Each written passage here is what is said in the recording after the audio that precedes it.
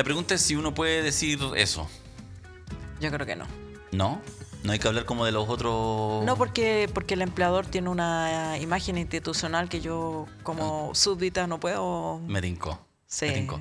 estropear. Claro. Puedo estropearme a mí misma. Estamos hablando de tu rol de académica. Sí. Y no queremos que el empleador No queremos que el empleador sufra por mi culpa.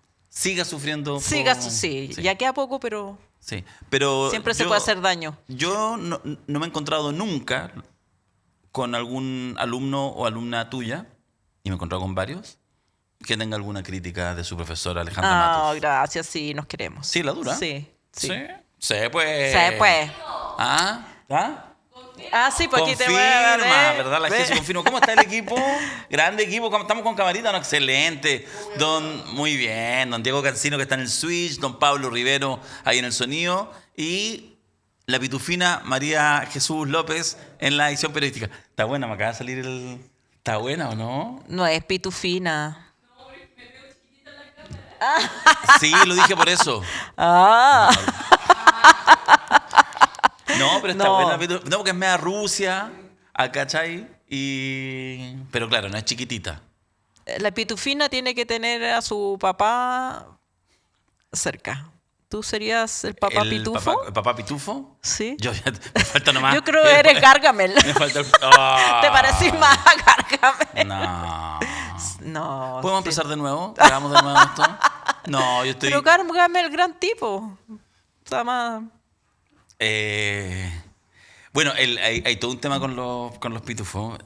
Envejecieron un poco mal los pitufos. Envejecieron mal. Sí, pues tienen una cosa antisemita a la base muy, muy fuerte, muy colada. Sí. Sí, sí, como la pureza racial de los pitufos y toda la cosa. Gargamel con toda una pinta como judía, así como... No, sí, tiene unas cosas. En fin, bueno, a mí me gustan en todo caso los pitufos. Y los a mí lo que no me gustaba era tanta masculinidad en los pitufos, pero bueno. Sí, esas cosas que... Gustos de una nomás, sí. Claro. Pero era como así como puros hombres. Puros hombres. En realidad era... Y una mina, así como... Sí, pues, puro gay. Claro. Sí, po. Sí, po. O sea, en realidad los pitufos básicamente eran... Una patota de amigos. Sí, po. Sí, po. Sí. Porque además incluso el deseo que provocaba Pitufina era no un deseo, bueno, obvio, un bonito animado, no era muy sexualizado, entonces era como otra buena amiga más, así como amiga.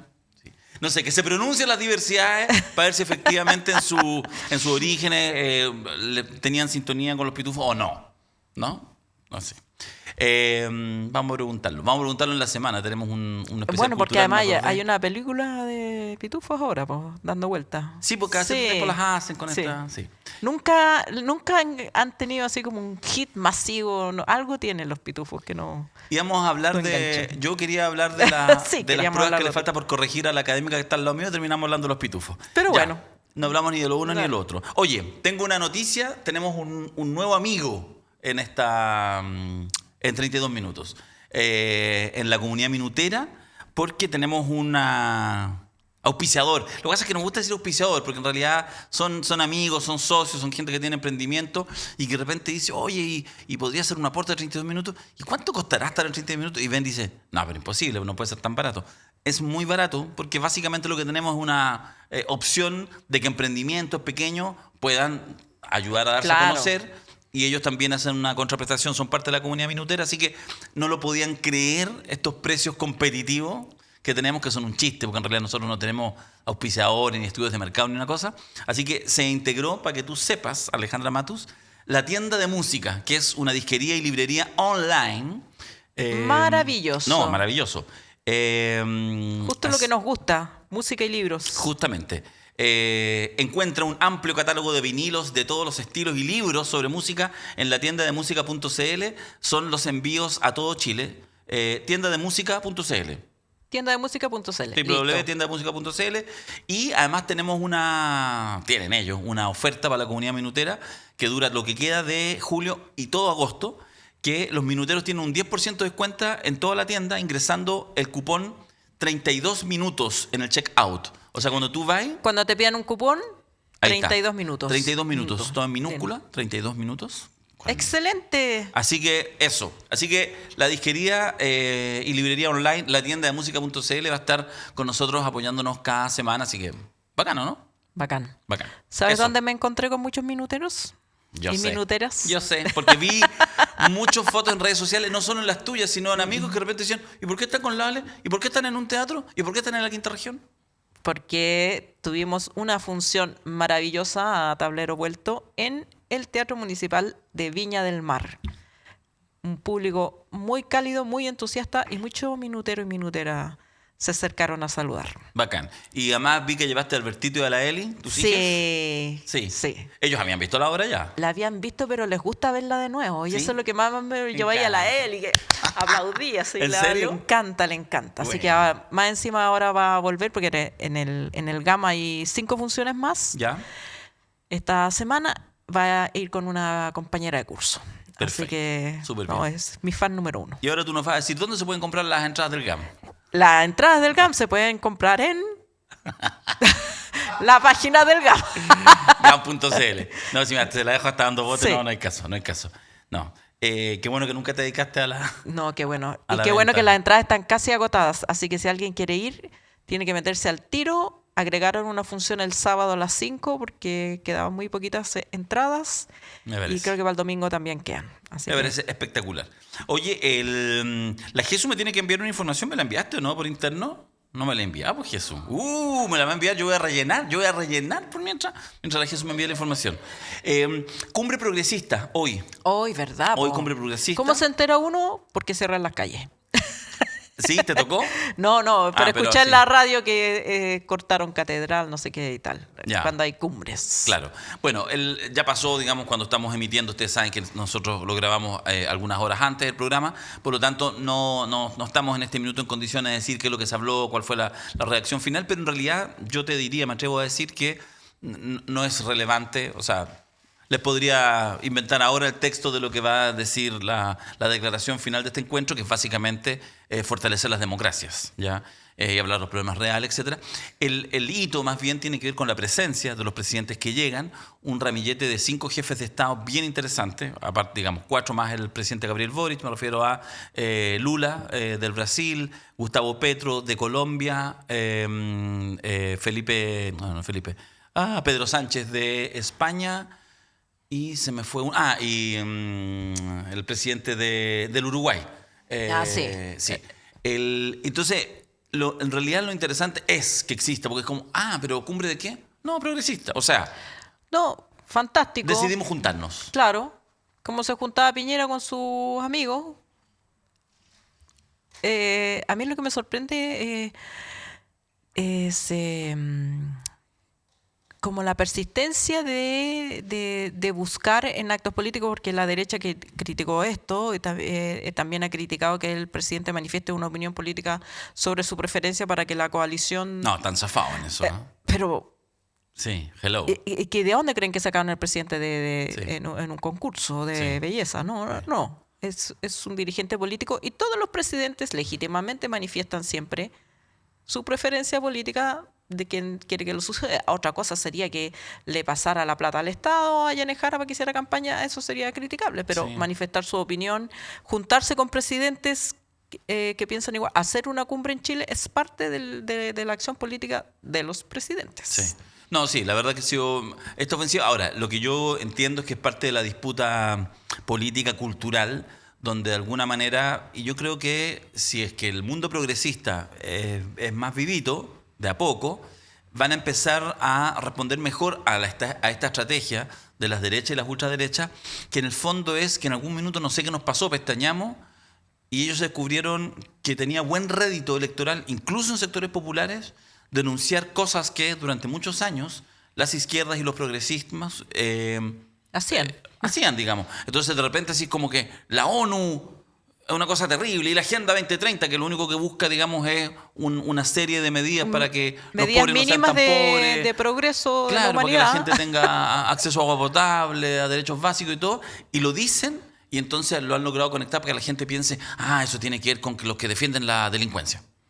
Entonces, ¡pum! Y se han perdido, y por lo tanto ahí está la degradación de las democracias y todo. Entonces, efectivamente, esta cumbre, este encuentro no cambia nada en sí mismo, pero son, yo creo, pequeñas señales que a mí me parecen, insisto, positivas, sobre todo, además, porque en realidad si tú agarras a estos 5 presidentes juntos, son distintas expresiones de izquierdas y progresismos, bien distintas incluso. Y por lo tanto me parece bien que haya ese espacio común y que logren identificarse, porque por ejemplo, no sé, entre Pedro Sánchez y Gustavo Petro hay una distancia importante. En general, entre los 5 hay, mismo Lula tiene otra dimensión.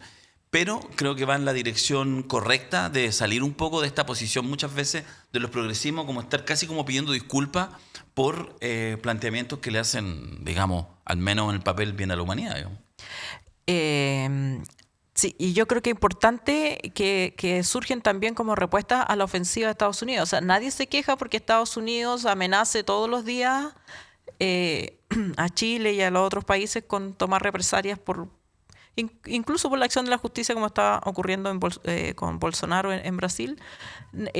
Uno no escucha a los patriotas defendiendo las autonomías y autodeterminación de los pueblos, pero sí cuando esos presidentes tratan de coordinar una respuesta conjunta a esa amenaza que es una amenaza común. Antes de iniciar la noticia, les quiero contar que este viernes 25 de julio, en el Centro Cultural Casa Viva, en Avenida España 502, desde las 19 horas estará Magdalena Matei, la amo, y Juanito Ayala tocando. Entrada liberada y quien colabora son nuestros amigos del Taller Popular Merquén.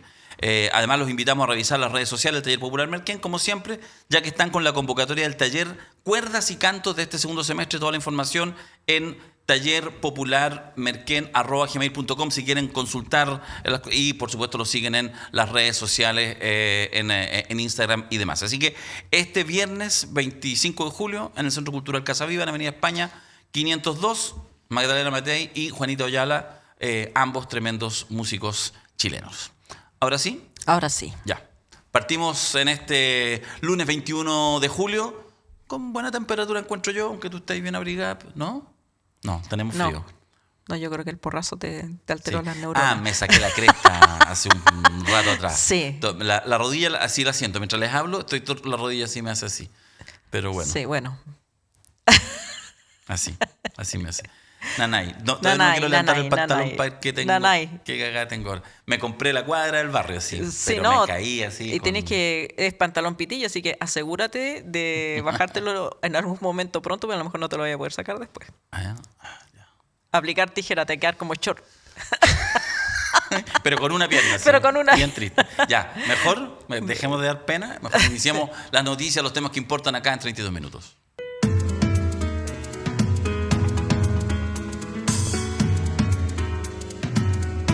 La pregunta es, ¿voto obligatorio solo para los chilenos? Proyecto de ley aprueba multas para quienes no voten, exceptuando a los extranjeros, Alejandra Matus. El pasado lunes, a tan solo 4 meses de las elecciones presidenciales y parlamentarias, la Cámara de Diputados aprobó en general, con 85 votos a favor, 33 en contra y 20 abstenciones, el proyecto que establece multas asociadas al voto obligatorio. El proyecto fue presentado el 2019 por la diputada demócrata Johanna Pérez y establece multas de entre 33.000 y 210.000 pesos para quienes no sufraguen, pero solo para los ciudadanos chilenos y extranjeros nacionalizados. Hay que recordar que actualmente pueden votar en elecciones nacionales y municipales los extranjeros que tengan al menos 5 años de residencia definitiva o temporal, por lo que la diputada dijo que al gobierno se le ofreció esta iniciativa porque es intermedio, porque no querían el proyecto del Senado que obligaba con multa a los extranjeros. El proyecto actual volverá a la Comisión de Gobierno Interior para su tramitación y no irá directo al Senado, ya que antes de la sesión de este lunes, desde el oficialismo y el Partido Republicano, ingresaron 11 indicaciones que deberán debatirse en un plazo máximo de 10 días. A esto se le suma la estrategia impulsada por el gobierno que busca dilatar la tramitación de la iniciativa, al menos hasta la inscripción de las candidaturas presidenciales y parlamentarias el 18 de agosto. Hace 4 meses, desde el oficialismo ya había fracasado en el intento al presentar una indicación para que los extranjeros residentes solo pudieran votar en las elecciones municipales, no en las presidenciales. Sin embargo, la medida fue declarada inadmisible porque no correspondía discutirlo mediante una simple indicación, sino a través de un proyecto de ley independiente. 3 meses más tarde, el Senado aprobó un proyecto que fijaba multas a quienes no votaron de entre 0.5 a 5 UTM, es decir, entre 34 y 340.000 pesos. sin distinguir chilenos o extranjeros. Sin embargo, la iniciativa fue rechazada por la Moneda, quien advirtió reserva de constitucionalidad, ya que implicaba gasto fiscal y debió haber pasado por la Comisión de Hacienda. Además, y en medio de la polémica, un grupo de parlamentarios del Partido Socialista presentó un proyecto de ley que impide el voto de los extranjeros no nacionalizados en las elecciones presidenciales con la finalidad de que se ponga con urgencia en el Congreso. Nos parece necesario que las elecciones presidenciales las decidan los nacionales y no los extranjeros. Por eso, con otros diputados presentamos este proyecto y espero que el gobierno le ponga urgencia y que la derecha demuestre su patriotismo, explicó el senador Tomás de Rementería. La propuesta presentada por la bancada socialista y el senador Tomás de Rementería surge en un contexto de intenso debate entre el oficialismo y la oposición por el voto extranjero. Yo creo que acá los extranjeros que quieran votar se pueden nacionalizar. No es necesario que solo voten los avecindados, que creo que es una medida muy laxa comparada con la que hay en otros países, complementó el senador socialista. Vamos a hablar en un minutito con Claudio Fuentes, nuestro primer invitado. Solo decir que en esto, como dice el dicho, uno ve caras y no corazones. Aquí, en esta discusión, sépalo, usted no va a ver ni un corazón, solamente caras puestas porque se está opinando con la calculadora en la mano. Ahora, me parece, lo que sí reconozco es que no es baladí. O sea, se estima, estamos pensando fundamentalmente en la inmigración venezolana. ¿Por qué se está pensando en eso? Por dos razones. Razón uno, es una inmigración muy grande. No sé, está cifrada más de 1 millón de personas. Claro, y por lo tanto podrían ser cientos de miles de votos, perfectamente con voto obligatorio, 600, 700, 800 mil votos. Y dos, porque de las inmigraciones, de otras que ha habido más o menos intensas, qué sé yo, colombianos, haitianos, peruanos, etcétera, son inmigraciones económicas más o menos naturales, no tiene origen político. Pero la inmigración venezolana tiene un origen político muy categórico, es decir, el 95, el 97% de los venezolanos que están en Chile odian el gobierno de Nicolás Maduro, lo identifican con un sector político izquierda y por lo tanto, de manera bastante natural, han tendido, cosa de todos los sondeos de opinión, a estar muy cerca de posiciones de derecha. Y eso ya se ha visto en algunas elecciones, como fue, por ejemplo, en la Comuna de Santiago y otras. Entonces, efectivamente, pueden hacer una diferencia importante y es la razón por la cual está toda esta discusión. A destiempo, con argumentos que no te crees, porque en realidad quienes han sido propugnadores permanentemente de la amplitud del voto... Claro, se invierten los roles. Sí, se invierten los roles, porque originalmente era el progresismo el que propugnaba un padrón lo más amplio e inclusivo posible y quien se oponía era la derecha, que quería un padrón acotado. Ahora que el padrón amplio le conviene a la derecha está por los derechos de los inmigrantes a la hora de votar, no a la hora de emigrar, y el progresismo que propugna el respeto al derecho a emigrar no quiere que voten. Entonces, cuesta entender la dinámica, pero es como dices tú, porque lo que indique la calculadora electoral es lo que está primando. Claro, o sea, es súper fácil de entender, sí, solo con calculadora. Solo con calculadora. Y todos los argumentos que se dan son argumentos que... Para vestir. Sí, son para vestir. Sí. Es muy difícil que hoy en día alguien que está en el mundo político pueda opinar de manera genuina, sí, porque en realidad, insisto, están, lo que tú dices, invertidos los roles. Mira, solo quiero ser didáctico una cosa y me quedo callado para que hablen los especialistas. Lo voy a tratar de simplificar y por lo tanto una simplificación rápida. Hay varios proyectos de ley presentados y vamos a decirlo en simple. Lo que quisiera la derecha, no digo toda la derecha, pero así más o menos en simple. Lo que quisiera la derecha, todos votan. Ojalá venezolano que venga aterrizando que vote. O sea, le viene bien con 5 años de residencia. Que no esté nacionalizado. Y para etcétera. Eso que haya multa, porque exacto, así se asegura multa, que vayan. Ojalá lo más alta posible para asegurarse que nadie se quede en la casa. Porque asumen que entonces, con ese voto obligatorio, con todos los venezolanos tienen un colchón de apoyo que puede ser, cuando uno mira las cifras, decisivo para asegurar una segunda vuelta presidencial y para que les vaya bien en las parlamentarias.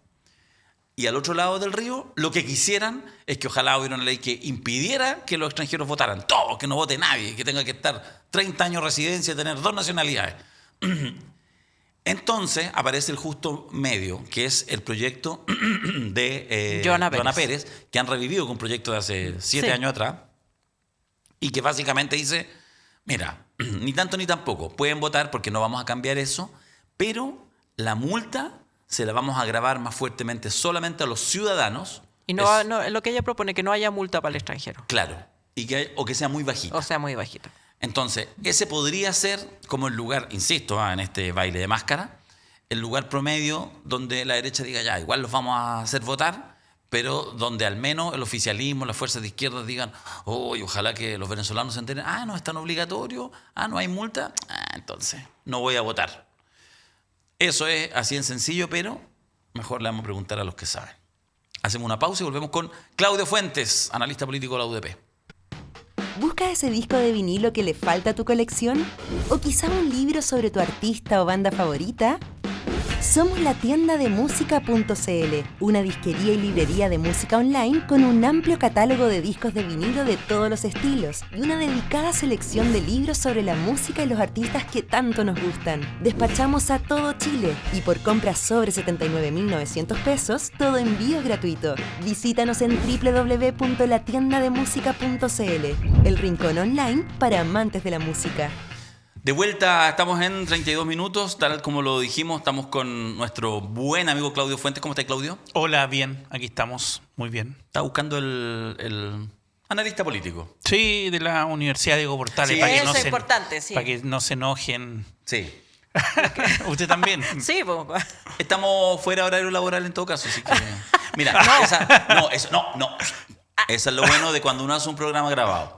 Sí, quizás estamos sí. un día domingo grabado. Claro, no Así sabemos. que siempre estamos fuera de horario laboral. Eso para cualquier, Es verdad. para cualquier consideración. No, pero además Claudio Fuentes, acá presente, prestigia a esa casa de estudio con el trabajo que hace permanentemente, lo hemos dicho una y mil veces. Siempre somos bien fanáticos del trabajo de Claudio y además de las iniciativas, tanto las más institucionales como las que hace por fuera y que siempre están pensando, lo digo, creo que es importante señalarlo a propósito de lo que hablamos al comienzo del programa de la Cumbre Progresista y todo, de acciones concretas que vayan en el resguardo de la democracia, ¿cierto? Así es.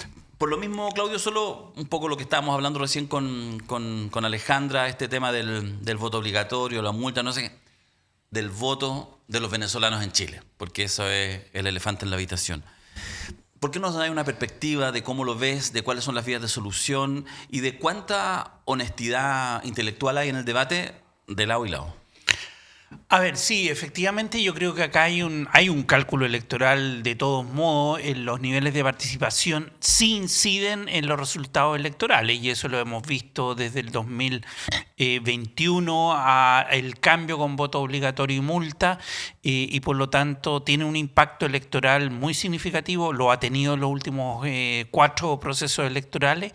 Y por lo tanto el cálculo de si va con multa o no va con multa, que es la primera decisión que tiene que tomar el Congreso, y segundo, si votan o no los extranjeros, tiene un impacto evidente. Yo creo que a nivel agregado el voto en el extranjero todavía no tiene un impacto tan significativo.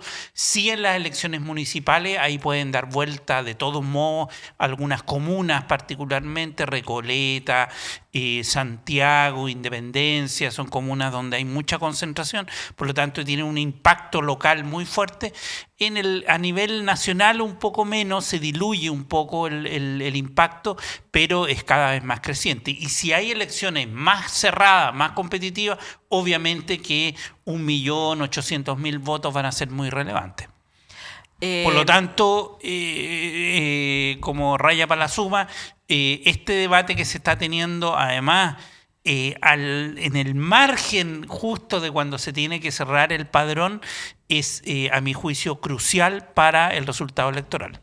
Ahora, si nos despejamos del factor electoral, la pregunta que a mí me asalta es si desde el punto de vista de los principios democráticos es correcto o no el análisis que se hace respecto en particular del voto de los extranjeros en Chile, considerando la experiencia comparada y este argumento que enarbola sobre todo el gobierno de que Chile es el país o uno de los más permisivos con el voto extranjero, especialmente para autoridades nacionales. Y bueno, sabemos que ni en Estados Unidos uno puede votar con una simple residencia por el presidente de la República. ¿Tiene sentido esa discusión?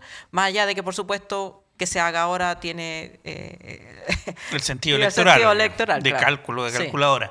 A ver, desde el punto de vista normativo, del deber ser, no hay una receta mágica. En general, Chile fue pionero en el año 25 en darle mucho respaldo y apoyo al voto en el extranjero.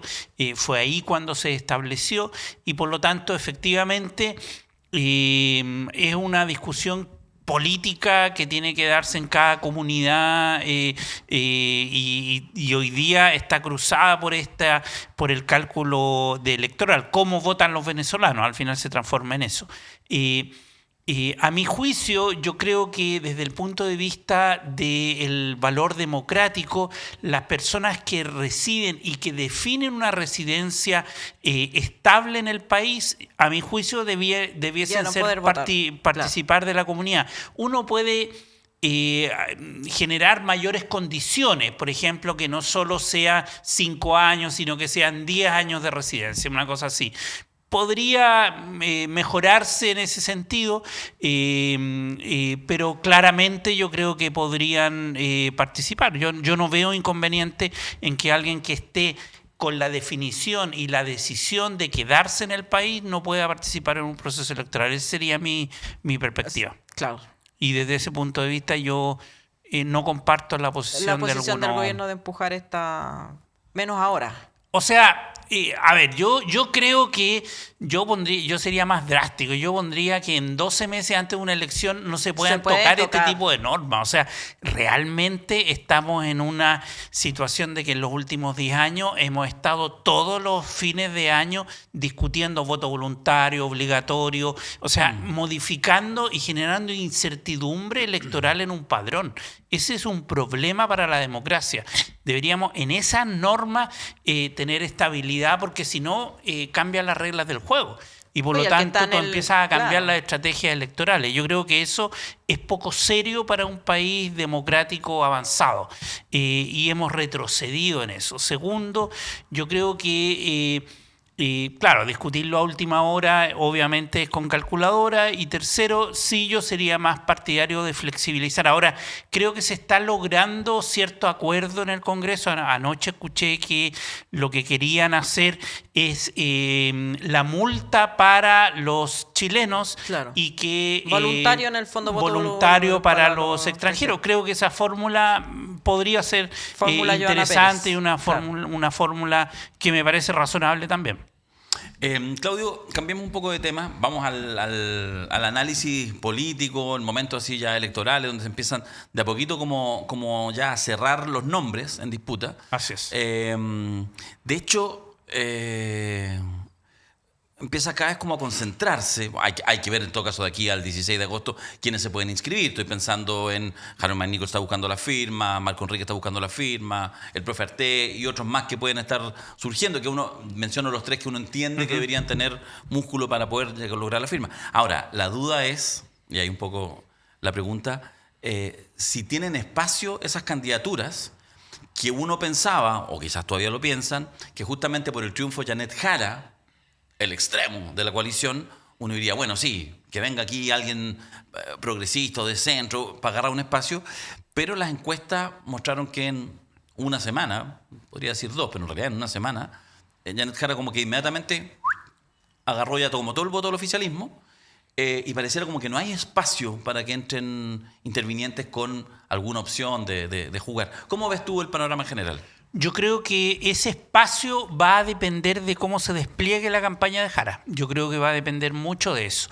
¿En qué términos? Primero, en el tipo de oferta programática que haga. Si se va muy a la extrema, obviamente que va a generar un espacio para que sectores moderados se planteen posiciones distintas. Si, por ejemplo, en el tema, yo creo que hay 3 o 4 definiciones que son clave. El equipo económico, económico, las políticas en seguridad ciudadana y los temas sociales. Son 3 ámbitos clave que van a ordenar esta campaña. Y en ese sentido depende mucho de la agencia de la propia candidatura de Jara y su comando, etcétera, de cuán, llamémoslo así, socialdemócrata sea, es el espacio que le abre a candidaturas como a Marco Enrique Ominami, por ejemplo. Ahora, yo creo que en general, viendo cómo se está desplegando ahora, mi intuición es que es muy improbable que esas candidaturas independientes logren romper con el fenómeno Jara que está teniendo lugar hoy día. Pero de nuevo, la agencia es muy relevante. ¿Y cuál es el fenómeno Jara?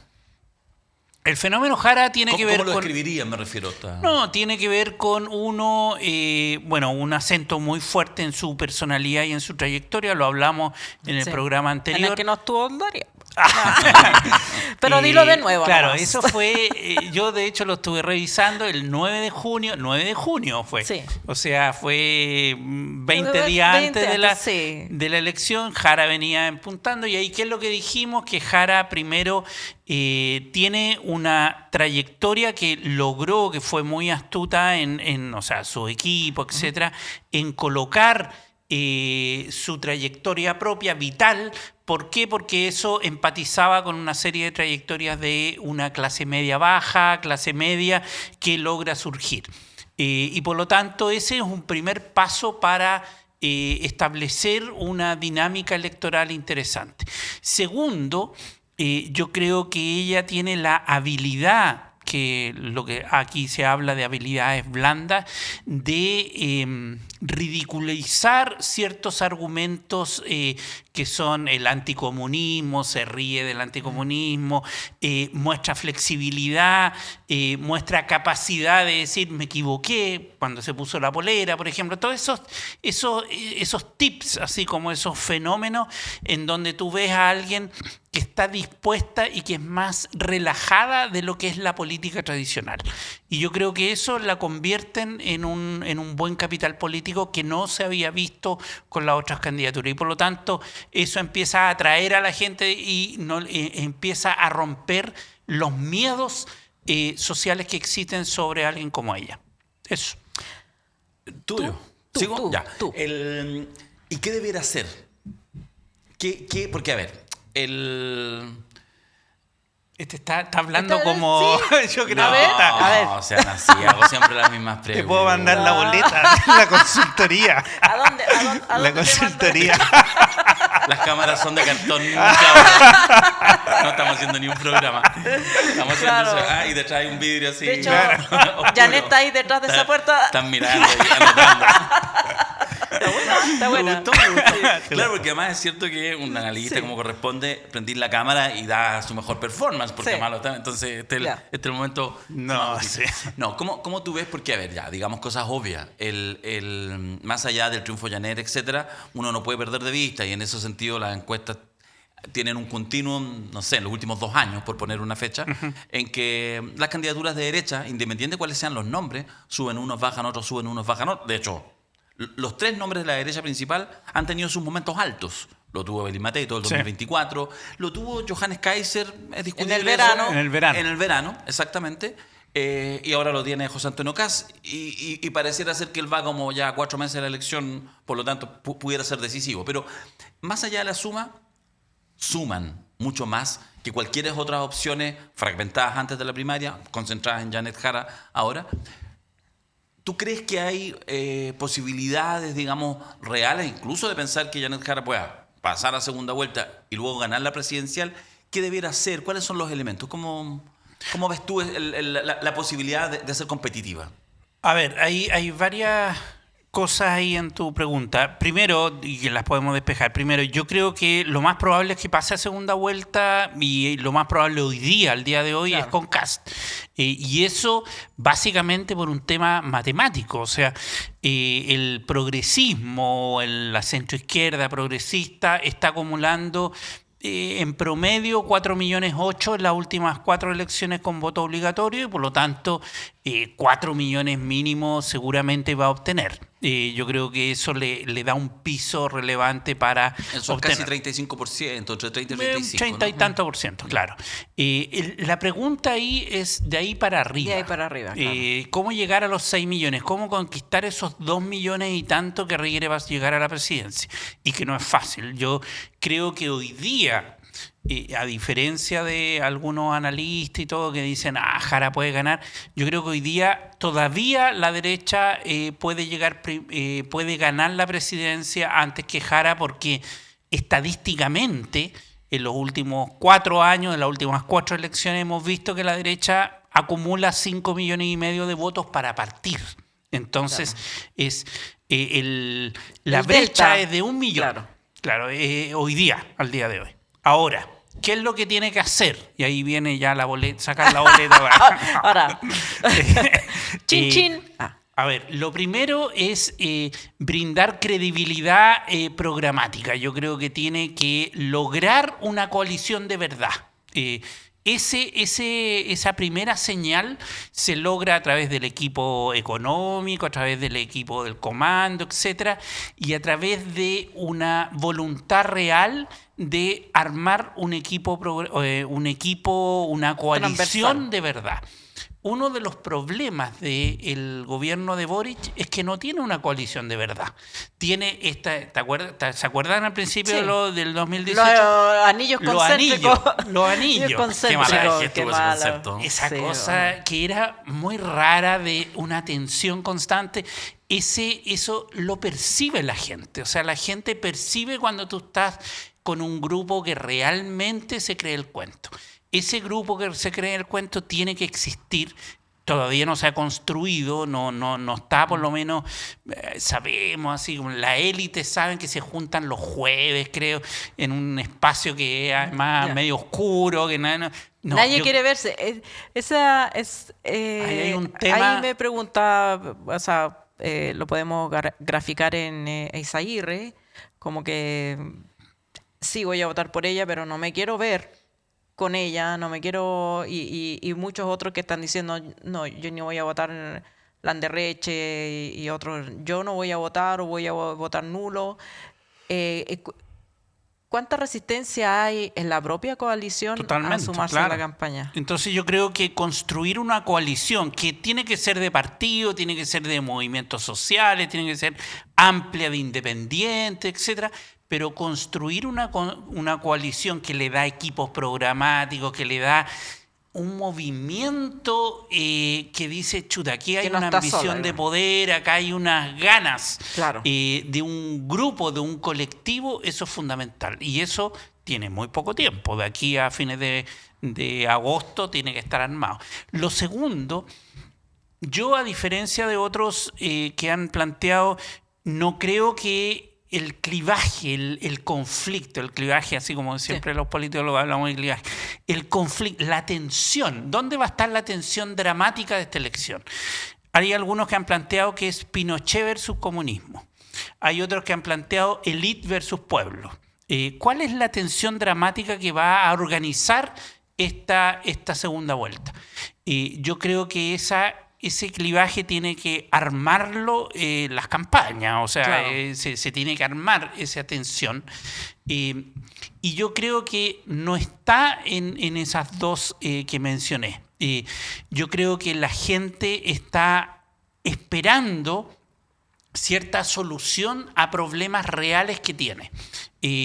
Yo creo que Jara tiene que centrarse, a mi juicio, y también Caso, cualquier candidatura, en los, comillas, problemas reales de la gente. Y eso implica no centrarse en el pasado, no centrarse en el tema de la concertación, etcétera, sino que en la solucionática. A ver, yo acá lo que le vengo a proponer es un Estado eficiente que le va a resolver sus problemas. La gente en Chile es estatista en el sentido que cree que el Estado puede abordarlo. Puede y debe. Porque gran parte de los votantes requieren del Estado para sobrevivir, subsidios, etcétera. Y por lo tanto, ¿cómo aborda ciertos temas y que son evidentes? Lista de espera. O sea, llevamos años con las listas de espera y no se han resuelto. puede dar. Ahora, yo creo que a diferencia de años anteriores en donde te prometían 0 listas de espera, yo creo que ahora la pregunta es el cómo lo hace. Yo creo que el que venga tiene que decir, así lo voy a hacer, de este modo. Y a lo mejor no le prometo 100%, le prometo un 40%, pero eso es real. Esa credibilidad hay que montarla. Yo creo que hoy día tenemos una ciudadanía más exigente y que va a requerir propuestas concretas frente a sus problemas.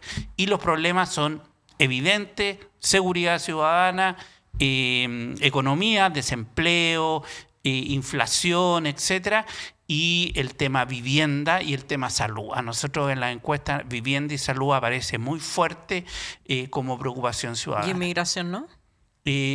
Mucho menos, viene en baja de hecho, viene en baja el tema de la inmigración. Es que viene muy asociado a seguridad pública, pero yo creo que viene en baja en relación a otros temas. Yo creo que hoy día temas como vivienda y salud se hacen mucho más sentido en la población. Yo quiero hacer una pregunta. Perdón. Juegue usted primero, yo después. ¿Viste la lista de los 120 empresarios dirigentes? El fin de semana, sí. 160. Más allá de que 160. Me quedé corta. Más allá de si pueden o no pueden dar su opinión política, ¿no te sorprende que la gran clase empresarial se identifique con un sector político? Tan unánimemente o desembosadamente, porque ya lo sabemos, pero... O sea, no me sorprende porque Chile ha sido así siempre. Sí. Entonces no hay un factor sorpresa en ese tipo de cosas, y que lo hagan en el Mercurio, o sea, es como la historia repetida. Lo que sí me parece... ¿Es saludable para la democracia? Te lo planteo así. Claro, ahí entramos en otras discusiones. Yo creo que no es saludable para la democracia tener una afinidad ideológica tan marcada. Y segundo, yo creo que eso básicamente lo que está expresando es la desesperación que están sintiendo. O sea, el fenómeno Jara, Los puso nerviosos. Los puso nerviosos. Yo creo que hay un nerviosismo porque, por una parte, surgió una alternativa, y segundo, que hace 3 semanas no existía, o sea, como concepto, y segundo, porque tienen un problema de gobernabilidad interna en la derecha muy fuerte, que se ha sido evidente en las últimas situaciones. Yo creo que la paradoja de la derecha, y ahí viene la cuña, la paradoja de la derecha es que está ofreciendo gobernabilidad en una coalición que es ingobernable. Ese es el problema que tienen ellos. Eso justamente es lo que te quería para ir cerrando, Claudio, preguntar. El estado de la derecha. Algunos dicen, parece que estamos haciendo todos los esfuerzos, porque, a ver, uno entiende que no tienen cómo perder la elección. Así se ha constituido este último... Claro. O sea, en realidad, desde septiembre de 2022, desde el triunfo, el rechazo, fue como, ya. Como que todos supimos... Toca derecha. Toca derecha. O sea, como que... toca derecha, que no sería ni una cosa rara. Llevamos 5 gobiernos, 20 años... Toca al contrario, y entonces, pero después de septiembre, el triunfo, el rechazo, ya a los 6 meses dijimos, ya, toca derecha, así que bueno, gobernemos. Yo creo que el propio presidente lo tuvo como más o menos claro, entonces ahí está haciendo sus cosas. Y sin embargo, en las propias huestes de la derecha, algunos lo dicen en privado mucho, y algunos en público, quizás también para empezar a dar señales, decir, ¿de verdad, cabros, lo queremos echar a perder? ¿Cómo ves tú lo que está pasando al interior de la derecha? Tratando de poner, no tienes por qué, pero te lo pregunto igual, como mayores responsabilidades en unos y otros. ¿Quiénes son los que están desordenando más al gallinero? ¿Será que es republicanos, que en el fondo es el que no estuvo disponible a la primaria, no estuvo disponible a la lista única parlamentaria, o Chile Vamos, que todavía no se da cuenta que ya no son la primera fuerza? A ver, yo creo que fome la respuesta que te voy a dar, pero yo creo que es la combinación de distintos factores. Por una parte, creo yo... A ver, parto con algo.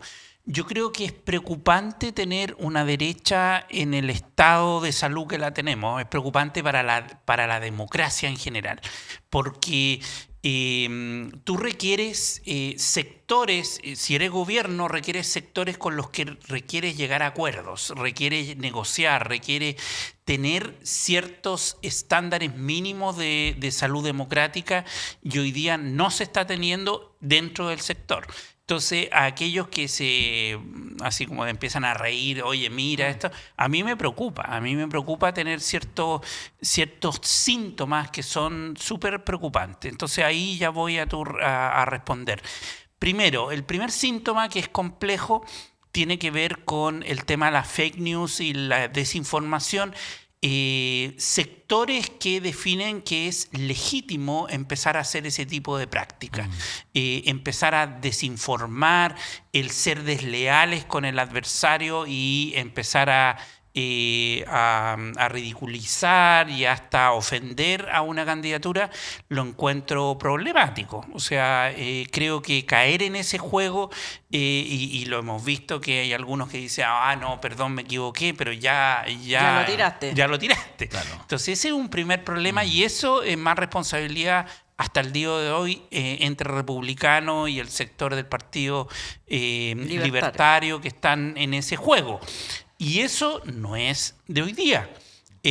Acuérdate tú del segundo proceso constituyente y del primero. Sí. Los estudios lo que mostraron es que en redes sociales había una organización bastante orquestada desde el primer proceso que pasó al segundo, sobre el tema de las fake news y la desinformación. O sea, Es una esto máquina armada ya. Es una máquina que ya está armada y que por lo tanto no es algo que tenemos que decir, oh, sorpresa, ahora aparece.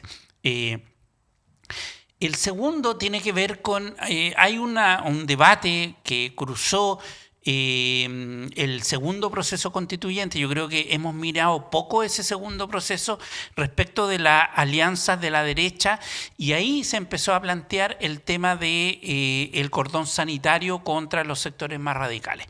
Y ahí se habló de hasta qué punto Chile Vamos estaba dispuesta a ceder espacios a republicanos, por ejemplo, en algunos principios básicos para la democracia.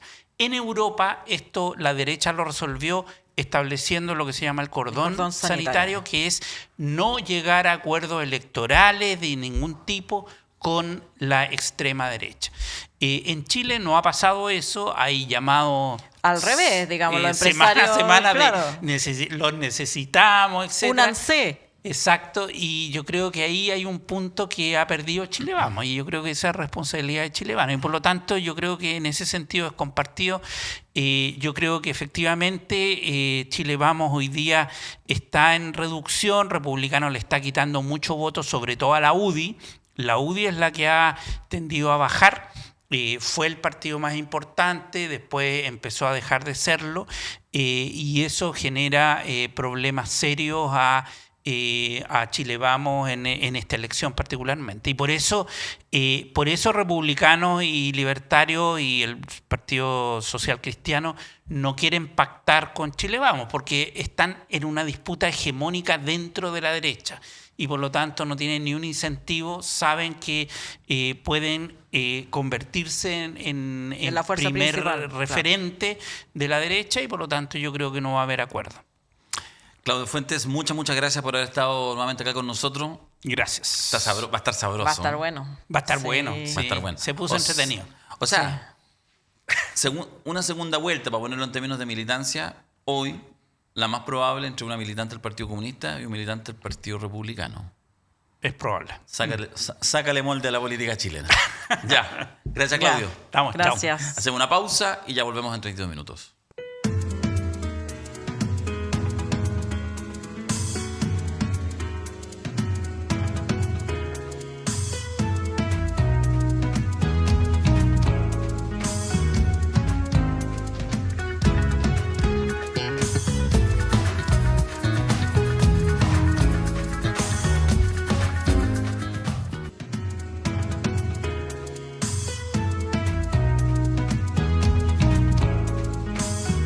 De vuelta en 32 minutos para seguir hablando, a propósito que estábamos hablando de candidaturas de la derecha y todo, digamos, un nombre propio que se copó los últimos días entre las campañas soterradas y también las reacciones. Nos referimos a la campaña asquerosa. ¿De dónde salieron los rumores de que Evelyn Matei tiene Alzheimer, Alejandra Matus? El pasado jueves, la candidata de Chile Vamos, Evelyn Matei, afirmó en una entrevista con T13 Radio que desde el Partido Republicano se encuentran realizando una campaña asquerosa en su contra. Comillas, dejen de decir que yo tengo Alzheimer, porque eso es lo que vienen diciendo grupos de ellos. Hay una investigación hecha por El Mostrador donde se ve una campaña en mi contra que es asquerosa, de verdad asquerosa, porque alteran videos míos cuando yo muchas veces hablo con pero ellos lo alargan a 10-15 segundos. Entonces pareciera que yo estoy vacilando, que tengo Alzheimer, como lo han dicho ya en forma específica, afirmó la exalcaldesa de Providencia. Sin embargo, rápidamente de sus redes sociales, el vicepresidente regional y precandidato al Congreso por la región de Los Ríos del Partido Republicano, Leandro Kunzmann, compartió una publicación donde escribió: no es Alzheimer, es locura temporal. A pesar de las declaraciones de Kunzmann, el candidato del Partido Republicano, José Antonio Kast, afirmó que la campaña asquerosa no provenía de su sector. Aquí, de manera muy firme y clara, volvemos a reiterar lo que hemos dicho en otras ocasiones. Nosotros no hacemos campañas de ese tipo. Nunca haríamos una campaña en contra de quienes no son nuestros adversarios políticos. Nosotros no hacemos ese tipo de campañas. Nuestros militantes son muy respetuosos y responsables. Ustedes pueden ver cómo han actuado todos los líderes y dirigentes del Partido Republicano. Ese jamás va a ser nuestro estilo. Además, Kast agregó que el adversario político y electoral está en el mal gobierno y en la representante del actual gobierno, que ha sido un fracaso, que es la ex ministra de este gobierno, Janet Jara. Tras estos dichos, la aludida ex ministra y candidata oficialista respondió al abanderado republicano: ¿y con quiénes somos adversarios políticos? ¿Y con quienes sí somos adversarios políticos sí haría este tipo de campaña?, inquirió. Luego de ese cruce, Matei se sumó a las declaraciones por Twitter y buscó tomar un rol más alejado de la polémica. Mientras algunos optan por el barro, nosotros seguimos en terreno, escuchando, proponiendo y construyendo un camino mejor. Con respeto, firmeza y claridad, seguimos adelante. Chile está primero, no hay tiempo que perder, subrayó. Sin embargo, en la jornada siguiente en Valdivia, la candidata de Chile Vamos calificó de estúpidos a quienes intentan amedrentarla en las redes. Por su lado, el presidente de Renovación Nacional, Rodrigo Galilea, respaldó el hecho de que cuentas afines a republicanos especulen de una presunta enfermedad de Matei y dijo que esto se salió completamente de la calle. Comillas, a mí me parece que está bien que se denuncie cuando algo ya está demasiado desandado. No le hace bien a la democracia, no le hace bien al debate, añadió. Además, agregó que el rumor es más que frívolo, es de una violencia contra todos los que de alguna manera han tenido este tipo de relación con una enfermedad que suele ser larga y terrible para todas las familias. En esa línea emplazó al partido a que le pida a sus adherentes que todo el rato están haciendo este tipo de cosas, que hay ciertos límites. Ya fue la guinda a la torta lo que hace el candidato a diputado republicano en Valdivia, que dice no es Alzheimer, es locura temporal. Galilea también cuestionó el actuar de Esquela. El presidente de Republicanos ha hecho comentarios que son pesadeces que son algo curiosas cuando vienen desde el presidente de un partido, pero creo que están dentro de la calle. Pero lo que cuentas afines al Partido Republicano por investigaciones periodísticas que masivamente comienzan a señalar que Evelyn Matei sufre de una enfermedad tan grave y tan terrible como esa, se salió completamente de la calle, sentenció. Bueno, el tema de Evelyn Matei, que en realidad es, insisto, el nombre propio, a propósito de estas dimes y diretes, pero que pone un tema mayor. Algo lo comentábamos, de hecho, hace un ratito atrás con Claudio Fuente, que tiene que ver también con las estrategias, las formas de sectores políticos, en este caso de la derecha, la ultraderecha, la fake, la mentira, etc. Para hablar de esto, y para hablar, por supuesto, también de política y del escenario, vamos a estar a la vuelta de esta pequeña pausa con el diputado del Frente Amplio, que a todo esto cumplieron un año formalmente constituido como partido, Jaime Sáez. Hacemos una pausa y volvemos con Jaime. Inconfondibile. Indimenticabile.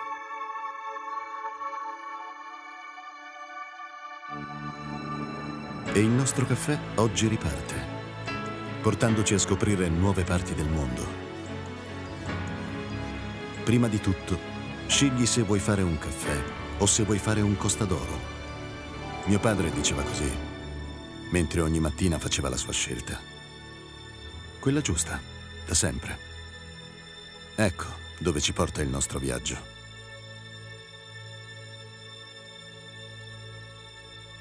Esattamente dove abbiamo sempre voluto essere. Sulle labbra di chi ama il caffè. De vuelta entonces, tal como le señalaba, Jaime Sáez, diputado del Frente Amplio, además jefe de bancada en la Cámara de Diputados. ¿Cómo estás, Jaime? Bien, Darío, ¿qué tal? Hola, Alejandra. Hola. Ya, dale, dispare usted. Jaime, esta idea de la campaña asquerosa que manifestó Evelyn Matei, ¿ustedes ven un diseño de campaña de usar lo que antiguamente se llamaba campañas sucias? Yo creo que la extrema derecha en Chile, Alejandra, viene desatando una campaña sucia desde que Gabriel Boric asumió la presidencia de la República. Eso se notó muy claramente durante los meses previos al plebiscito del 4 de septiembre del 22, con toda clase de mentiras, con mucho dinero además involucrado en hacer campaña efectivamente sucia a través de redes. Y yo no tengo ninguna duda de que no van a trepidar en lo que ya han hecho y en más. En los meses que vienen, hoy día es Evelyn Matei, en las próximas semanas seguramente el objetivo será Janet Jara. Y cualquiera que amenace, entre comillas, la posición que ellos ven como de vanguardia en las encuestas de cara a fin de año. Así es que, claro, la hay y yo creo que se va a intensificar solamente. Ahora, para que exista y subsista y no dañe al candidato, hay que mantenerla separada, y el candidato dijo, no, nosotros no hacemos esto, en un cierto tonillo irónico que más bien parecía que, que lo estaba ratificando. Mirándolo más como defensa del sistema democrático, ¿hay algo que se pueda hacer? A ver, yo creo que uno dice, claro, legislar. Es como la idea más inmediata que viene, sobre todo viniendo de alguien que trabaja en el Congreso.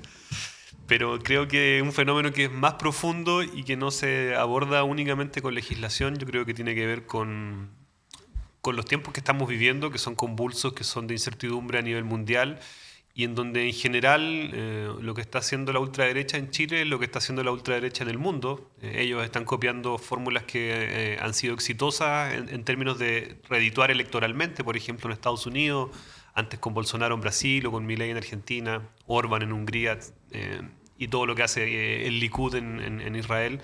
Es un claro indicador de que es una receta que hasta ahora ha resultado bastante infalible para ellos.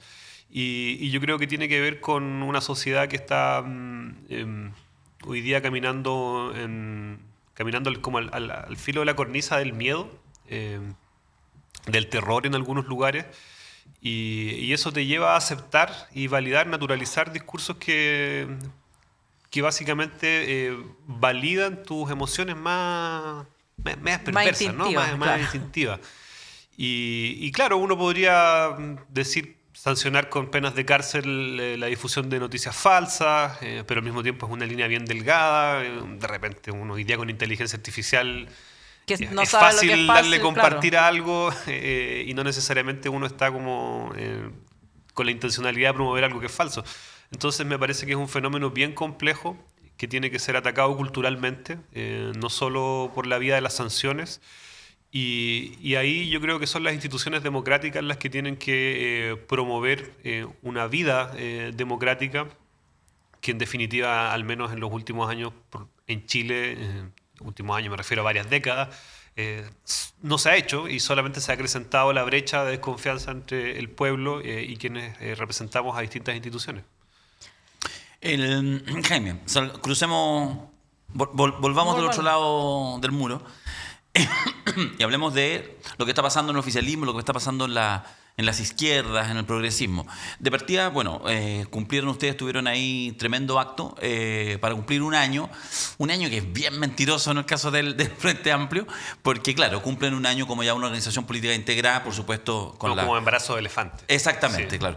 Y que además, en realidad, en el Frente Amplio uno siempre puede ir como un poquito más atrás, porque está por una parte la existencia de Convergencia, de RD, etcétera. A su vez, que en el caso de Convergencia y otros también había otras fuentes originarias. Y además el Frente Amplio en realidad uno lo ubica como fenómeno a partir del 2011, con el tema de las primeras movilizaciones estudiantiles. Bueno, pero cumplieron un año como institución en el partido y después de una derrota como mínimo electoral muy, muy dura, que ahí viene la discusión. Esa es la primera pregunta que te hago. La derrota de Gonzalo Winter en su minuto y lo que están ahora, ¿fue una derrota solo electoral? ¿Fue una derrota electoral y también política? Yo creo que de momento es una derrota únicamente electoral. Podría, si nosotros hacemos las cosas muy mal, podría transformarse en una derrota estratégica y política en el mediano y largo plazo. Pero yo creo que somos conscientes del porrazo que nos pegamos, que fue duro, o sea, perder.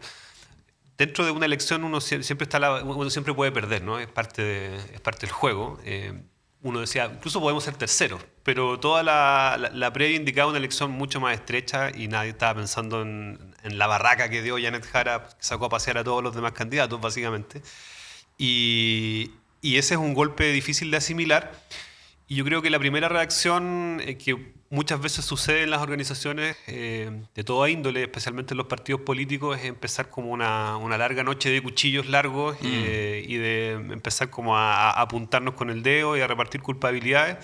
Y yo creo que ahí es donde se pudre todo. Y yo creo que nosotros logramos sobrevivir a ese momento crítico que son como los primeros días posterior a la derrota. Al proceso, claro. Y luego ya esto va decantando, las cabezas se van enfriando y uno va pensando con mayor claridad. Y creo que hemos tenido un diálogo político bien intenso, puertas adentro, que es lo que corresponde. Yo espero que uno, a través de los medios, uno puede llevar adelante una crítica política o un discurso, pero finalmente las cosas tenemos que solucionarlas dentro del partido, no a través del Mercurio o la Tercera. Y sufrimos muchas filtraciones, entre paréntesis, en esa semana posterior. Pero creo que hoy día ya estamos de pie. Me parece que, además, en términos como mentales, de haber ganado toda, yo creo que el animus posterior habría sido distinto. De algún modo, esa noche, pese a haber perdido feo en términos absolutos, yo creo que en general la militancia se fue a dormir con bastante tranquilidad y con esperanza de que encontramos una candidata que nos representa.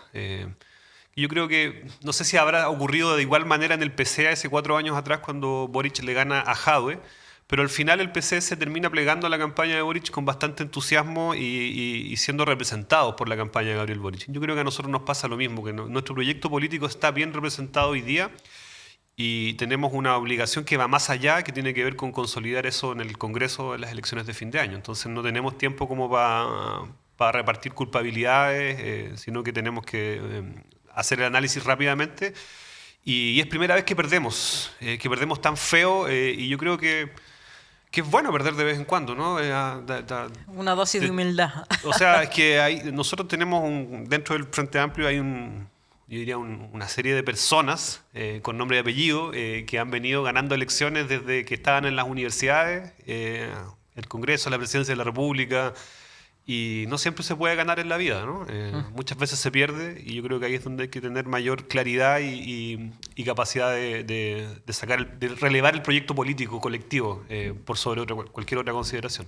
Jaime, tú hablas del compromiso del Frente Amplio y de sentirse representada por la candidata Jara, que digamos es una obligación política estar contribuyendo a esa campaña. ¿Ves el mismo compromiso en el PPD y en el Partido Socialista? Yo creo que sí. Igual es una campaña que han pasado pocas semanas desde la primaria. Las elecciones primarias por naturaleza son bastante virulentas entre aliados siempre, ¿no? Basta mirar la experiencia nacional, pero también como son las primarias, no sé, en Estados Unidos, en otros países donde esta es una elección como habitual, porque se tratan de acentuar diferencias entre gente que en términos generales tiene más coincidencias que diferencias. Entonces ahí muchas veces creo que incluso más allá de quienes son candidatos o candidatas, quienes estamos alrededor, muchas veces amplificamos algunos mensajes y tendemos a generar algunas heridas que después pueden ser difíciles de sanar. Sin embargo, me parece que en la campaña de Janet Jara, en términos bien generales, todos quienes concurrimos responsablemente a esa elección estamos con una genuina disposición y con mucha esperanza y ánimo de sacar esto adelante.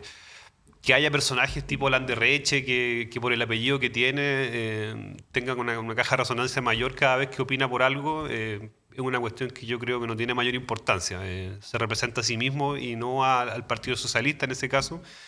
Y por el contrario, yo he visto que su presidenta, por ejemplo, que al principio tuvo una posición bien, bueno, difícil de comprender, estamos hablando de algunos meses atrás, con una especie de candidatura también. finalmente ha sido una de las más entusiastas en sumarse a la campaña Janet Jara, ha sido como fiera defensora también de lo que está haciendo Janet y está tomando una posición de liderazgo que yo creo que es importante para ir involucrando a sus militancias también. Así que yo no tengo dudas de que en general todos los partidos que concurrimos a esa primaria estamos detrás de Janet Jara con convicción y con mucha esperanza. Me quedé entre dos dudas, pero una cosa primero, chica, solo para que no se vaya en el tintero. ¿Cómo estuvo? ¿Tú estuviste en el acto central de...? ¿Del sábado? Sí. No, yo soy un chico del sur. Estuve en Y- el mercado Cuarta Colina de Puerto Montt celebrando con la militancia de nuestra región. en nuestro Sí, aniversario. tuvieron actividades regionales también de sí. celebración. Sí. Ya, ok. Ya, Con entonces empanadas y sin vino en mi caso, pero había Ya. vino. Ya, bien. Ya, entonces no te voy a poder preguntar cómo estuvo el aplausómetro, esas cosas, porque estuvo el presidente Gabriel Boric, estuvo efectivamente Janet Jara y estuvo, parte de la dirigencia del Frente Amplio. Ya, pero pasemos a otro tema. ¿Cómo ves tú la opción? Lo conversamos un rato atrás a nivel, digamos, como en su rol de analista de Claudio Fuentes. Te lo pregunto entonces a ti como actores políticos relevantes, digamos, el principal probablemente partido o uno de los principales partidos, digamos, del oficialismo.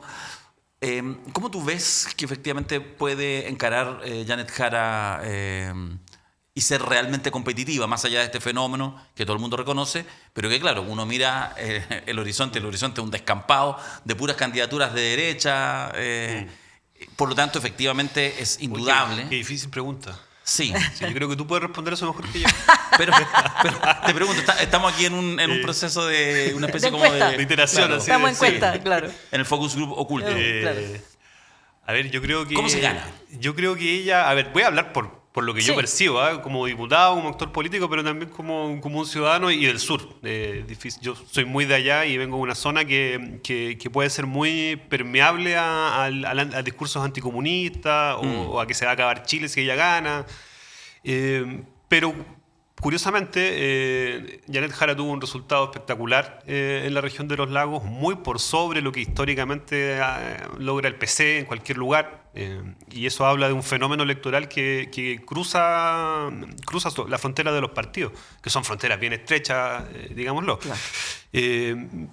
Yo lo que conozco de ella, la conocí como ministra fundamentalmente y me tocó interactuar con ella y trabajar con ella en situaciones que fueron bien complejas, principalmente en la tramitación, la parte final de la reforma de pensiones, donde estábamos claros que estábamos yendo por un camino que no era de nuestro agrado, ni del PC, ni probablemente ni de nadie, dentro como del núcleo más, entre comillas, de izquierda del oficialismo, pero que estábamos en un callejón sin salida donde había que avanzar.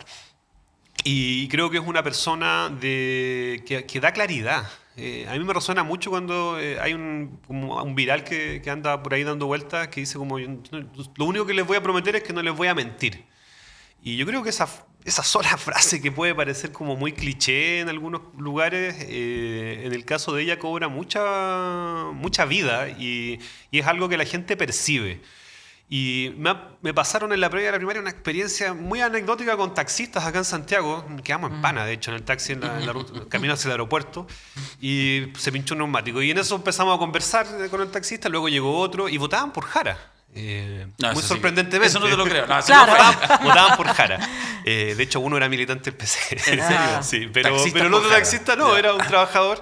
Y yo Que creo que normalmente también... hay que decirlo que no sé si todos los usuarios, todos nuestros televidentes lo tienen claro, pero Normalmente en están- general sí, están tirados es como para la derecha el está taxista, como, el feriante, así Sí, como sí. sí. Pero una cuestión que también resuena bastante es que es Jara.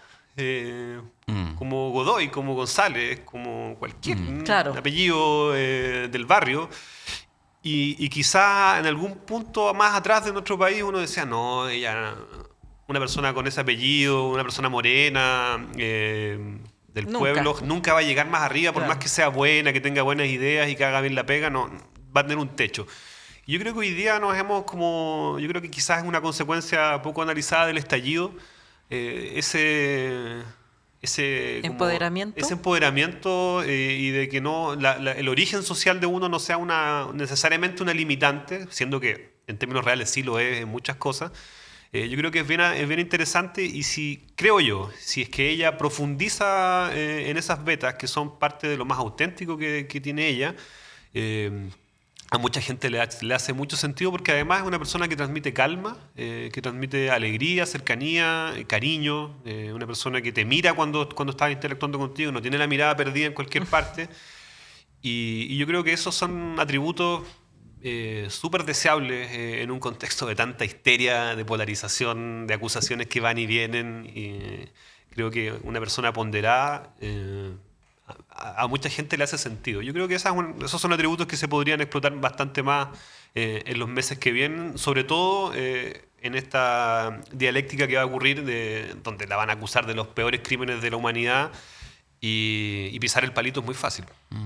Y finalmente, el Frente Amplio, obviamente sumarse a las tareas, digamos, por la candidatura presidencial, pero tiene un desafío súper importante, que es defender posiciones, lo digo así, en la parlamentaria, digamos, es no disminuirse, me imagino defender lo que tienen, eventualmente crecer. ¿Cómo están esos desafíos? ¿Y cómo está también ese desafío electoral en base a la proyección de lo que el Frente Amplio le puede ofrecer en un próximo gobierno estando en la oposición? Es decir, crecieron vertiginosamente, llegaron a la presidencia de la República, se constituyeron como partido. ¿Qué es lo que viene ahora para el Frente Amplio? Creo que viene la consolidación y pensar que el Frente Amplio es un proyecto político para el siglo XXI. Y el siglo XXI lleva 25 años transcurridos y faltan 3/4 todavía. Nosotros podríamos haber tomado otras decisiones u otros caminos y no los tomamos, porque estábamos en la cresta de la ola, recién llegando a la presidencia de la República, y terminamos unificándonos en un solo partido. En algo que no haya ocurrido jamás en la historia de Chile, los partidos se unifican cuando están a punto de desaparecer. Alguien podría decir, se pusieron el parche antes de la herida, anticipándose a quizás un mal resultado. Es una manera de verlo. Yo prefiero comprender esta unificación como un proceso de síntesis política. Tú decías al principio, más o menos venimos dando vueltas generacionalmente, al menos desde el 2011 para adelante. Por supuesto, en algún punto hay todo un influjo de energía de personas que no son de la generación 2011, naturalmente, claro. Y eso le va dando va enriqueciendo el proyecto político. Y yo creo que hemos sido además muy explícitos en el llamado a una lista única parlamentaria. Venimos diciendo lo mismo desde el año pasado, desde antes de Janet Jara, de Carolina Toá, de Gonzalo Vinter, desde antes de la primaria. Y sabemos que apostar por una lista única parlamentaria implica limitar nuestras posibilidades de crecimiento, y en ese sentido nosotros, claro, tenemos posiciones que defender y tenemos claridad de que uno puede retroceder un poquito o crecer un poquito, pero más o menos hay que permanecer en el nivel en el que estamos hoy día. Tenemos distritos acá en la región metropolitana, sin ir más lejos, el 10 con 2 diputadas y un diputado. Es difícil de defender aquello, es difícil en una negociación, que tener los 3 cupos de partida.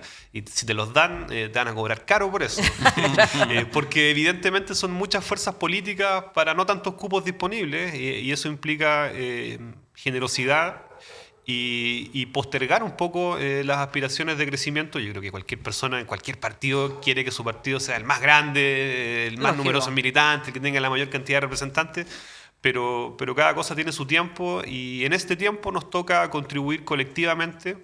Esperamos defender lo que tenemos. Si podemos crecer un poco, fantástico. Y si no, es consolidar una fuerza política que hasta ahora ha sido la más gravitante de la centroizquierda, y eso es porque gobernamos sobre una gran cantidad de población con alcaldías importantes, porque tenemos una bancada parlamentaria también en la Cámara, muy grande, con una brecha gigantesca en el Senado, que para este eje PC, Frente Amplio, que se ha ido fraguando en los últimos años, sigue siendo un asunto difícil de lograr abordar. No es tan probable que tengamos una bancada senatorial como quisiéramos, o lo grande que quisiéramos. Pero son desafíos que están ahí y que requieren altura para poder enfrentarlos, y va a ser un proceso de negociación bien arduo en estas siguientes semanas. Pero esperamos que reine la sensatez y la templanza en los distintos actores. Jaime Sáez, muchas gracias, Jaime. Diputado del Distrito 26, que ahora tiene que empezar a sacar, porque la campaña en el 26 es como mochilero, sí, haciendo dedo para llegar a Chiloé, cruzando Chaitén, Futaleufú. Cuando tenemos reuniones de bancada después de las semanas distritales, mis semanas distritales son una maravilla. Sí, son con nieve, con agua, sí, con verde. Qué rico. Sí. Llegáis en estado zen. Sí, muchas veces. Sí, no, maravilloso. Hay dolores también, por supuesto, en nuestro pueblo, pero vivir en una región con un entorno natural privilegiado es un lujo y al mismo tiempo una gran responsabilidad. Sí, de las más lindas de Chile, sin lugar a dudas. Gracias, Jaime, que estén muy bien. Ustedes. Muchas gracias por estar acá con nosotros. Hacemos pausa y volvemos con más temas. Acá en 32 minutos vamos a hablar de economía. ¿Buscas ese disco de vinilo que le falta a tu colección? ¿O quizá un libro sobre tu artista o banda favorita? Somos la tienda de música.cl, una disquería y librería de música online con un amplio catálogo de discos de vinilo de todos los estilos y una dedicada selección de libros sobre la música y los artistas que tanto nos gustan. Despachamos a todo Chile y por compras sobre 79.900 pesos, todo envío es gratuito. Visítanos en www.latiendademusica.cl, el rincón online para amantes de la música. De vuelta en 32 minutos, estoy buscando mi pauta, la acabo de encontrar, pero tengo que llevarla más arriba porque hoy ha sido un día difícil, porque como ustedes saben, partí el día... Comprando terreno. Comprando terreno, con un costalazo. ¿Ah? La comuna de Santiago es mía. Ah, sí. ¿Pero vaya a Todo. pagar contribuciones? Voy a pagar. Mira, excelente, van dejado el tema. Terremoto en la economía, nunca tanto. Renuncia de Echeverri al Servicio de Impuestos Internos, Alejandra Matus. Finalmente, la difícil semana que enfrentó el ahora exdirector nacional del Servicio de Impuestos Internos, Javier Echeverri, finalizó con su renuncia al cargo. Esto se debe a que el pasado martes 15 de julio un reportaje de 24 horas reveló que la autoridad durante 9 años no pagó contribuciones que le corresponderían por una propiedad que tenía en Paine. El mismo martes, el exdirector se excusó y aseguró: nosotros hemos hecho múltiples esfuerzos por inscribir la casa. La verdad es que en muchas partes, si uno quisiera pedir todos los permisos antes de construir o ampliar, no podría hacerlo. Y agregó: yo hace más de 15 años que estoy haciendo esfuerzos increíbles por inscribir la casa. Contraté a un arquitecto, he hecho gestiones, he contratado estudios, pero ha sido imposible. A mí me da la impresión de que no les importa que se inscriban las casas. Tras destapar el escándalo, varios parlamentarios condenaron la situación y solicitaron su renuncia, entre ellos el diputado de Renovación Nacional, Miguel Mellado, quien afirmó que él debe dar un paso al costado, debe renunciar a su cargo por dignidad porque no le puede estar pidiendo a los chilenos que paguen las contribuciones cuando él las evita, las evade y no las paga. Por su parte, el senador de la Democracia Cristiana, Iván Flores, afirmó que no es posible medir a la gente con una vara y que esa vara sea distinta cuando uno se mide a sí mismo. Yo creo que el propio director debería tomar sus cosas y partir para otro lado. Al día siguiente, el ministro de Hacienda, Mario Marcel, se mostró comprensivo con la situación y apuntó a un problema del sistema tributario que enlentece la actuación de avalúos. La actualización, de avalúos. Marcel señaló que Echeverri entregó una serie de documentos para respaldar su versión, que hizo intentos por regularizar la propiedad y parece que lo que él plantea tiene sustento, es plausible. Cuando haya ampliación o construcción de propiedades es un problema que tiene el sistema tributario chileno hace ya muchos años, señaló el ministro. Horas más tarde, el ministro Marcel afirmó que el ahora exdirector renunció a la prescripción tributaria y completó el pago total de las contribuciones adeudadas por la propiedad en Paine. Sin embargo, el gobierno pidió la salida de Echeverri argumentando que la decisión se basó en el análisis de la información entregada por Echeverri respecto de las gestiones realizadas para la actualización del avalúo de su propiedad en la comuna de Paine y en la necesidad de resguardar el buen funcionamiento del servicio en un contexto de creciente tensión política. Bueno, esa fue la situación que vivió Echeverri. Lo traemos un poco a colación, pasaron otras cosas también, el tema de la discusión de la UEF, efectivamente hay otras cosas, pero esto yo creo que nos lleva a una discusión que se actualiza cuando ocurren estos hechos y que tiene que ver con la responsabilidad de las autoridades, en este caso una responsabilidad de carácter técnico-política, como el de el exdirector del Servicio de Impuestos Internos, Echeverri. Recordemos que Echeverri generó gran fama en su primer paso por el Servicio de Que Impuestos estuvo 10 Internos. años a cargo. 10 años y que se le reconoce la modernización del sistema. Fue un momento bien importante. Sí. Y después de eso también incluso tuvo responsabilidad en el gobierno, fue ministro, no me acuerdo en este rato si fue de Lagos, yo creo que puede haber sido. Sí. Sí, puede haber sido de Ricardo Lagos. Y vuelve al Servicio de Impuestos Internos. Entonces, claro, queda muy expuesto, porque impuesto interno, o sea, tiene que ser absolutamente intachable. Ahora, a mí me pasa que yo escucho las explicaciones, si uno quiere entrar en la dinámica, y parecen razonables, y parece que efectivamente sí sucede, y a mucha gente le pasa, no sé si a mucha gente, pero pasa que de repente hay ciertos trámites, sobre todo asociados a propiedades, que son un parto, un dolor de cabeza. Dicho esto, el ejemplo de una autoridad, ojo, de Echeverry, que tenía un buen prestigio en el ámbito como técnico, pero cayó igual. O sea, no hubo nadie. Marcel fue el único que activamente como intentó que le prestó un poquito de ropita. No, claro. nadie. Porque claro, yo creo que estamos en un momento, una sociedad en que en realidad no admite el margen, no, pero que etcétera, justamente porque está muy instalada una molestia permanente de la ciudadanía contra cualquier cosa que pudiera significar abuso. Privilegio en este caso. Privilegio. Claro. Yo solamente quiero traer a colación como cosas que no son tan visibles para la ciudadanía, que comparto todo lo que tú dices y creo que cualquier autoridad debe tener a plena conciencia cuando asume que le van a revisar todo hasta el boleto de micro y que por lo tanto tiene que tomar medidas preventivas o no asumir los cargos cuando pasan estas cosas. Pero, dicho esto, yo creo que Javier Echeverry le venía molestando a ciertos empresarios, cierto grupo empresarial, precisamente por el tema de las contribuciones, porque se estableció un reavalúo a algunas personas, sobre todo personas con mayores recursos. Es cierto que pueden haber y hay casos de personas que tienen una gran propiedad pero no tienen ingresos y que, digamos, era necesario afinar ese proceso. Pero en el número mayor, este recálculo de las contribuciones le afectaba a personas de mayores ingresos. Y esas personas de mayores ingresos ya no estaban contentos con Javier Echeverry. Y tenía ese forado ahí.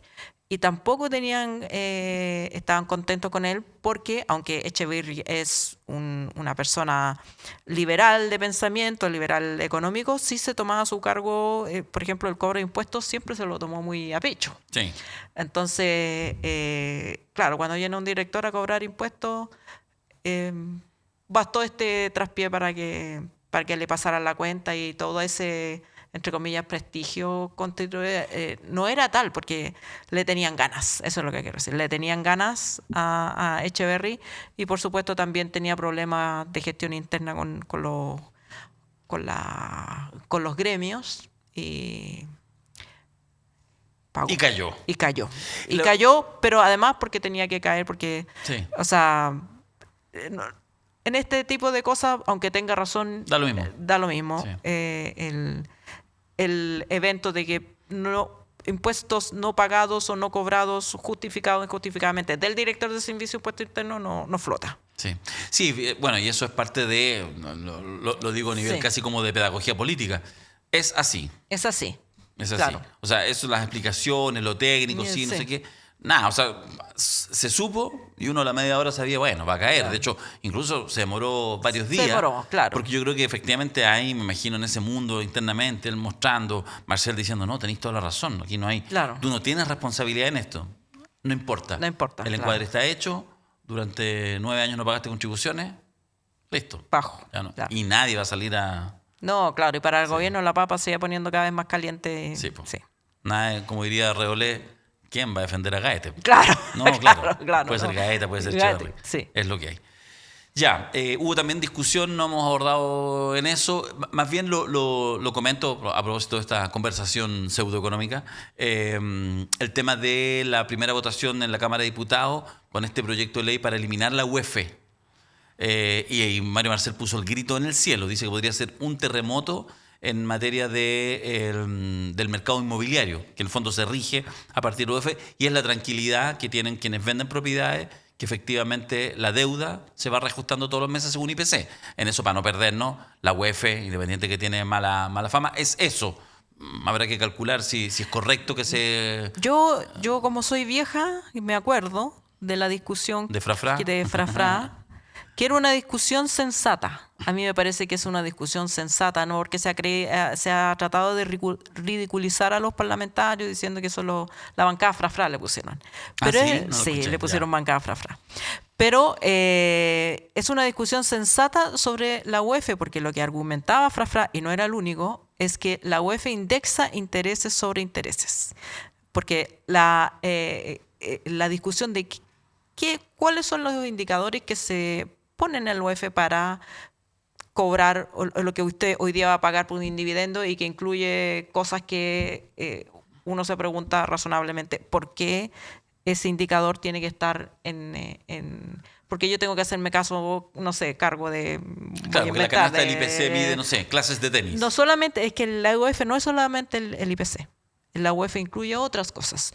Incluye, lo que yo me acuerdo que argumentaba Frafra, incluye los intereses. Entonces tú indexas, voy a cobrar este interés porque los intereses están altos.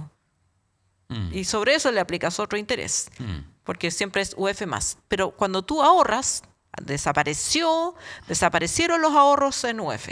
Tú ahorras ahora en fondos mutuos o te dan pesos más algo. Y no, por supuesto que nadie tiene ningún incentivo para ahorrar.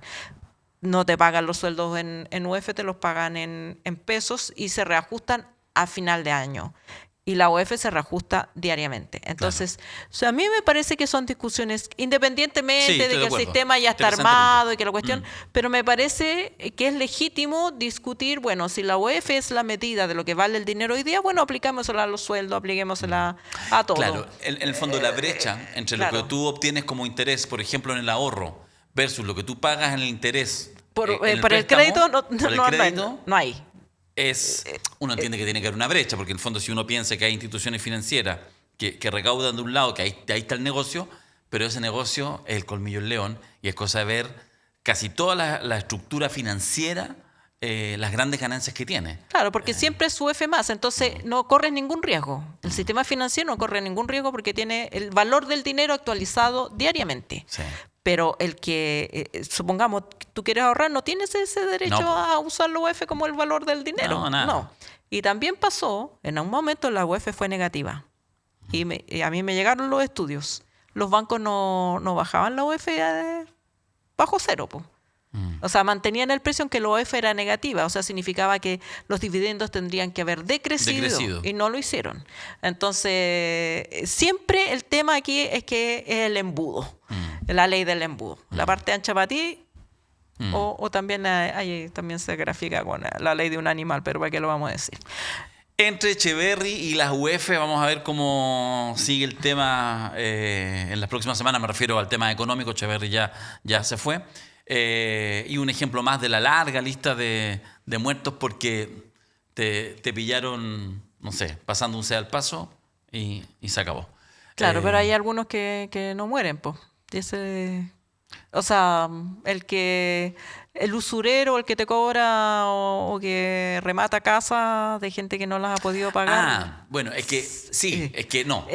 Sí. Que cae, mira, caen poderosos siempre y cuando estén en el mundo político. Sí. Porque en el mundo empresarial ahí no muere nadie. Ahí no muere nadie.